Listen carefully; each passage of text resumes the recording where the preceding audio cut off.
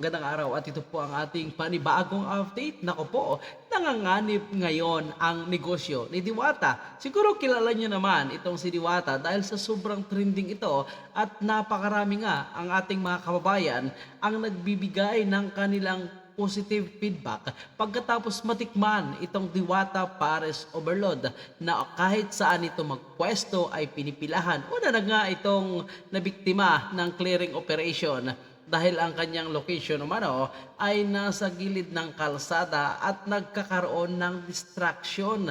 Kaya naghanap ito ng magandang pwesto at may tao umano na nagmagandang loob na pinarintahan ang kanyang napakalawak na pwesto at nagpatayo pa nga mga kababayan itong si Diwata ng kanyang bagong kusina at bagong CR. Ngunit ano ang nangyayari mga kababayan po natin? Dahil may closure order umano mula sa City Hall at makita natin sa video mga kababayan na nakikipagdebate itong si Diwata at sinasabi na umano'y kinukumpleto niya naman ang requirements na hinihingi ng City Hall. At ayon nga sa kanya, ito ang kanyang strategy, ito ang kanyang paraan. At bakit nga ba ipapaklose pa itong Diwata Pares Overload kung kumpleto naman ang kanyang dokumento?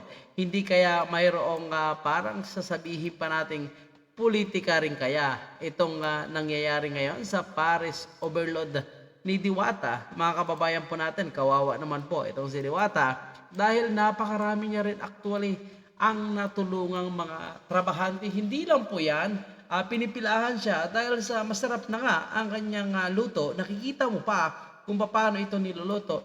Plus, napakamura po. Panoorin natin ang kanilang conversation ng taga City Hall. Kompleto ko na. Yan lang naman yun. Diba ako wala akong inaano kasi rights yan taga City Hall kayo. Pero sana lang maging patas tayo. Kasi napapansin ko talaga ngayon, super ako lang lagi nakikita nyo. Sa totoo lang, wala nang, street food vendor lang po ako, yun lang ang concept ko. Ang hirap din mag-provide ng puhunan. Ito nga, may nagmagandang tao, nandito ako lang, kasi dati nasa kalsada ako, so preparing kayo. Nung nakapisto ako dito, ano naman mga hinahanap nyo. So gusto ko maging patas lang. Kasi sa lahat ng vendor dito, sa dami namin, ako lang laging nakikita nyo. Yun lang naman yun maging patas lang sana tayo. Pero ako wala akong ano doon sa inyo, pero sana lang maging patas mo tayo ha. Kasi so sadyang pinag-iinitan ata itong si Diwata kasi kita po natin mga kababayan na sobrang haba ng pila at 24 hours bukas nga itong kanyang parisan. Marami na rin ang gumaya ngunit sadyang hindi ganun ka-successful at hindi talaga nila makuha itong karisma ni Diwata mga kababayan po natin. Hindi kaya ito ang dahilan kung bakit nagkaroon ng closure order. Sa video ito mga kababayan po natin, ang pinaka-original na uploader, nagkaroon na nga ng 2.9 million. So, ibig sabihin, marami talagang interesado sa istorya, sa buhay, negosyo, at paraan na ginagawa ni Diwata kung bakit siya pinipilahan ng mga gustong kumain at matikman nga itong Pares Overload at Seeking Joy na kanyang version. So, iba't ibang mga vlogger na rin ang kilala na pumunta dyan. Parang matikman talaga at sadyang pinuntahan itong Pares Overload. Pero sayang naman po mga kababayan po natin, hindi kaya pinag-iinitan itong si Diwata dahil nga sa sobrang lakas ng kanyang negosyo. ako nagpag-comply na ako pag sinabi kumuha ng ganito, ito na ganito. Yun lang naman. Yun lang naman.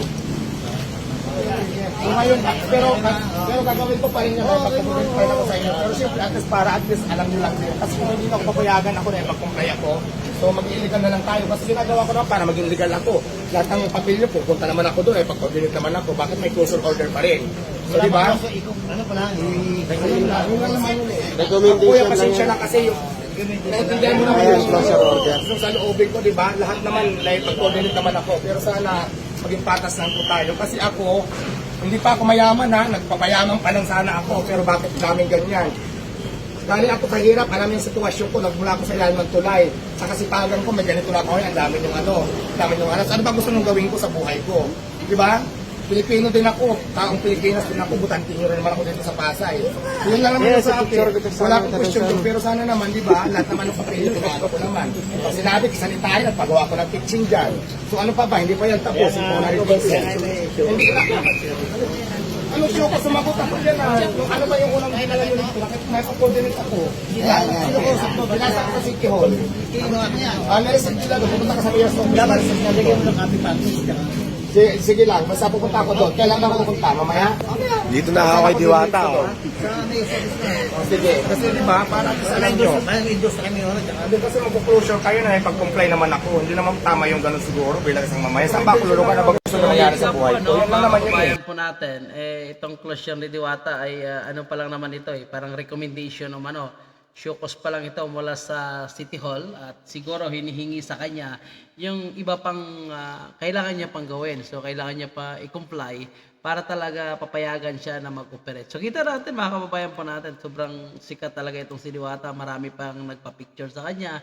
Marami ang sadyang pupunta dyan sa kanyang parisan para matikman nga. So kita po natin. Pero syempre, ang taga City Hall ay naghahanap talaga yan ng mapagkakitaan at alam natin baka naggawa-gawa naman ng paraan para makapera itong taga City Hall. So mga kababayan po natin, umani ito ng napakaraming komento mayroong 30.1k comments mula sa ating mga kababayan at kadalasan sa mga comments dito na nakikita po natin kung sino umano yung umaangat, siya naman ang pinapabagsak. So kumbaga ang Pilipino nandiyan pa rin yung crab mentality. At ika nga ang sabi ng iba, baka politika, baka kakompetensya. At dyan lang malapit sa kanyang location.